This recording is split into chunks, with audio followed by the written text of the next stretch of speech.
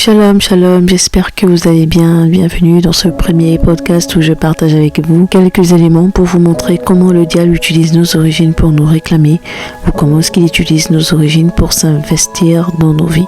Le premier Adam était créé à l'image de Dieu à partir d'une semence terrestre.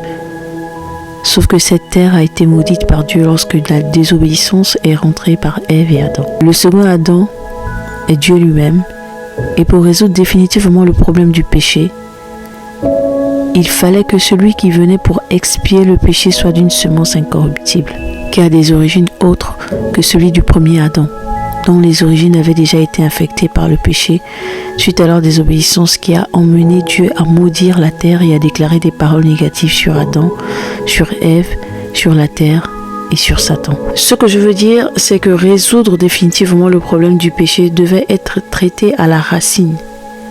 Et pour cela, Dieu le Créateur a compris qu'il devait changer les origines de l'homme, avec grand H.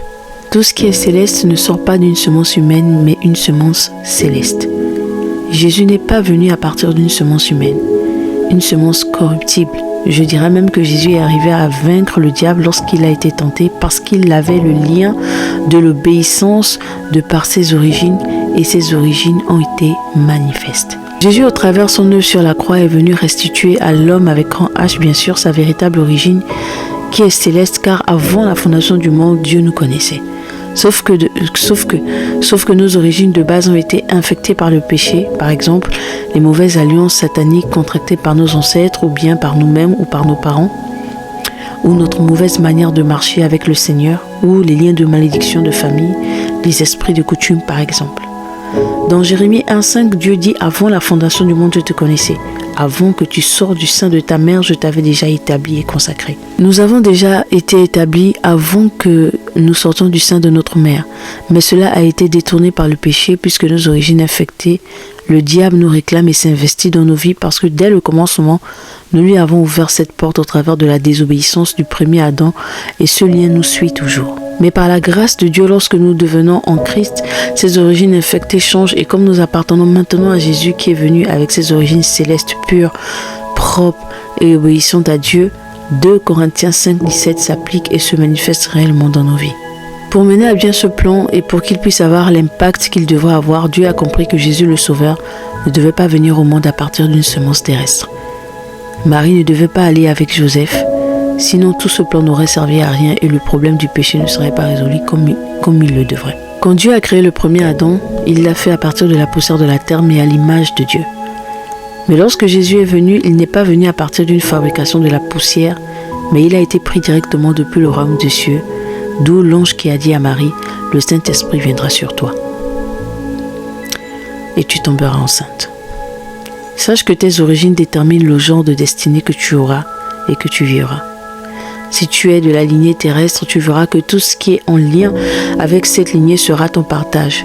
Car cette terre a été maudite depuis le commencement de la désobéissance d'Adam et Ève. Mais si tu es ou si tu deviens de la lignée du Seigneur Jésus, tu vivras tous les bienfaits attachés à cette lignée, à la lignée de Jésus-Christ. Lorsque le diable viendra te réclamer encore, il verra que tu n'appartiens plus à la lignée dont le lien du sang avait été infecté. Il doit maintenant lâcher prise sur ta vie, te restituer tout ce qu'il t'a volé. Ton pouvoir d'autorité sur le diable sera puissamment manifeste. Tu ne vivras plus sous le joug, sous la malédiction qui te rend stérile sur tous les plans, tant physique que spirituel. La malédiction qui te pousse à vivre dans la débauche, dans l'impudicité, dans l'adultère. Tu ne seras plus esclave de la dépression ni d'aucune addiction. Tes pensées ne seront plus en captivité. Le diable n'aura plus le droit de réclamation sur ta vie, encore moins sur celle de ta lignée. Parce que tu es revenu à la maison de ton Père, et Jésus s'est chargé de te ramener à la maison, de te restituer tout ce qui t'appartient. Pour croire que tes origines ont changé, tu as besoin d'avoir la foi. Crois dans ton cœur et confesse Jésus dans ta bouche. Si dans ton cœur tu ne crois pas à la grandeur du salut de Christ, alors même que nous ne le méritions pas, tu ne vivras jamais ta destinée selon que Dieu avait prévu. Une manière de Dieu de dire à Satan qu'il est un petit joueur, car il pensait qu'en poussant Ève à la désobéissance, autant pour moi, pour salir le lien du sang qui devait introduire le péché dans l'histoire de l'humanité, Dieu resterait sans rien faire. Mais Dieu a laissé le diable faire. Il savait qu'il avait sa provision de côté, qu'il devait manifester au temps convenable pour restaurer toutes choses. Il savait que parmi tant d'autres, il avait son Fils unique sur qui il pouvait compter. Le Fils qui est venu rétablir les choses du Père fidèlement. Le Fils unique, l'héritier. Et Dieu était derrière le Fils à tirer les ficelles, gérer les mouvements de chaque étape du plan en veillant aux détails seconde par seconde. Quand bien même le diable a attendu que Jésus se retrouve fatigué et épuisé dans le désert à la fin de ses 40 jours de jeûne et prière, le diable n'avait pas compris qu'il ne s'agissait pas de ça. Mais les origines étaient solides et de base obéissantes. Le diable attendra parfois que vous soyez dans des moments de faiblesse et de difficulté pour venir vous tenter au travers des propositions.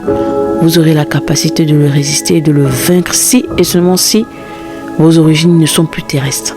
Votre sang, si votre sang n'est plus du sang d'une semence terrestre, mais de Jésus-Christ qui contient la connaissance de la parole de Dieu, c'est-à-dire Dieu lui-même. Satan a utilisé la même méthode de corruption qu'il avait utilisée avec Ève, sauf qu'il ne savait pas que Dieu avait une autre réponse que celle du jardin d'Éden avec Adam et Ève. Il est tombé sur une personne qui a le lien du sang obéissant et loyal à son Père céleste. Et par conséquent, le résultat de cette tentation était autre que celle du jardin d'Éden. Souvent, laissez les gens qui pensent se foutre de vous faire ce qu'ils veulent faire.